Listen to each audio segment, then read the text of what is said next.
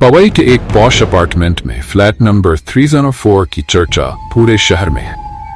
इस फ्लैट के पिछले कई किराएदारों ने वहां अजीबोगरीब घटनाओं का सामना किया है और कहा जाता है कि ये फ्लैट शापित है। मयंक, जो एक रियल एस्टेट एजेंट है, इस फ्लैट को किसी भी कीमत पर बेचना चाहता है, लेकिन उसकी गर्लफ्रेंड निधि उसे इसे बेचने से मना कर। मयंक इस फ्लैट को एक सुनहरे मौके के रूप में देखता है, लेकिन निधि उसे चेतावनी देती है कि उसने इस फ्लैट के बारे में भयानक बातें सुनी हैं। मयंक और निधि फ्लैट नंबर 34 का निरीक्षण करने के लिए जाते। जैसे ही वे फ्लैट के अंदर कदम रखते हैं, निधि को अजीब सी ठंड का एहसास होता है। फ्लैट के अंदर सब कुछ सामान्य दिखता है, लेकिन निधि को ऐसा लगता है जैसे कोई उन्हें देख रहा हो। जैसे ही वे लिविंग रूम में पहुंचते हैं, वहां के पर्दे अचानक से हिलने लगते हैं, जबकि खिड़कियां बंद होती है। निधि को वहां से जल्दी निकलने का मन करता है, लेकिन मयंक उसे नजरअंदाज करते हुए फ्लैट की हर चीज को चेक करता है। अगले दिन मयंक का दोस्त अजय उसे फ्लैट नंबर 304 के बारे में बताता है। अजय बताता है कि इस फ्लैट में पहले सुषमा नाम की एक महिला रहती थी, जिसने यहां पर भयानक घटनाओं का सामना किया था।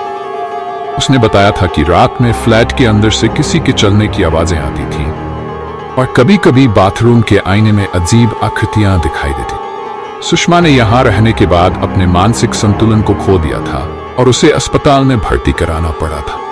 वह अब भी इस फ्लैट का नाम सुनते ही डर जाती।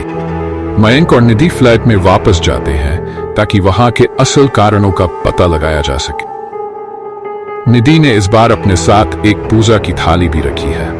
जैसे ही वे अंदर पहुंचते हैं, अचानक फ्लैट की लाइट्स बंद हो जाती है और हर तरफ अंधेरा छा जाता है। निधि पूजा करने लगती है, लेकिन तभी फ्लैट के अंदर से एक खतरनाक चीख सुनाई देती है। लाइट्स वापस आने पर वे देखते हैं कि दीवारों पर खून के धब्बे उभर आए हैं। मयंक को ऐसा महसूस होता है कोई अदृश्य शक्ति उसकी गर्दन को दबा रही है। निधि को अचानक बाथरूम से किसी के हंसने की आवाज सुनाई देती है। जब वह बाथरूम की ओर बढ़ती है तो दरवाजा खुद ब खुद खुल जाता है और अंदर का आईना खून से सना हुआ होता है। मयंक और निधि तुरंत फ्लैट से बाहर भागते हैं, लेकिन दरवाजा खुद ब खुद बंद हो जाता है। अचानक फ्लैट के अंदर का तापमान तेजी से गिरने लगता है और दीवारों से निकलने वाली अजीब सी आवाजें उन्हें घेरने लगती। फ्लैट की खिड़की से अचानक एक साया निकलता है जो तेजी से निधि की ओर बढ़ता है।